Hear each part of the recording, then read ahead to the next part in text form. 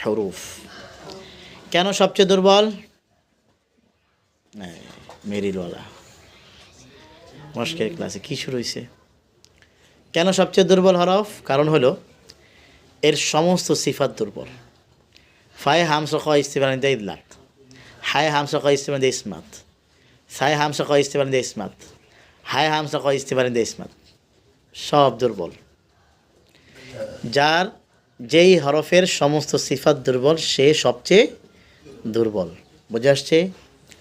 যেই হরফের সমস্ত একটা শক্তিশালী সে দুর্বল, সবচেয়ে দুর্বল না, সে দুর্বল। বুঝেন নাই মনে হয়? একটা হলো সবচেয়ে দুর্বল, আরেকটা কি? দুর্বল। যে হরফের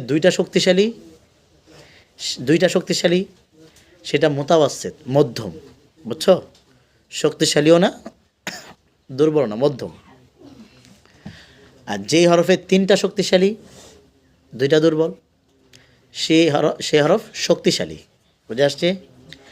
যে হরফের চারোটা শক্তিশালী, চারোটা মানে সবগুলো শক্তিশালী, সেই হরফ কি? সবচেয়ে শক্তিশালী।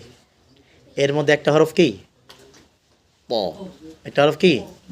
প, সবচেয়ে শক্তিশালী। এই জন্য একটু আদায় করতে একটু শক্ত হবে, মজবুত হবে। ঠিক আছে?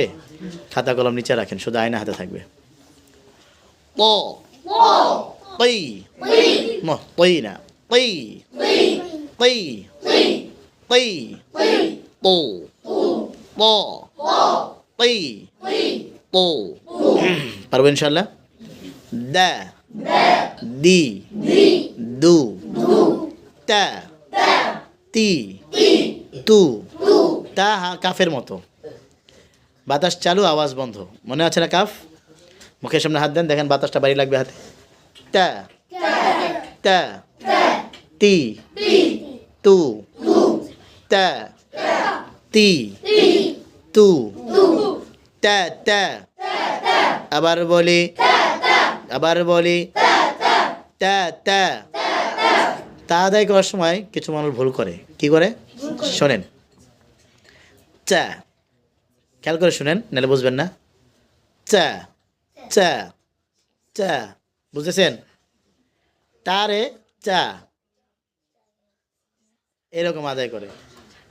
হ্যাঁ, ইযা শামসু কুওয়িরাত, রাত না, এটা চা তা না, তাই তা। বুঝেন নাই? চা তা না, তাই তা। আমরা যে ত আকার তা বলি, ত আকার তা বলি, ওইটাই তা।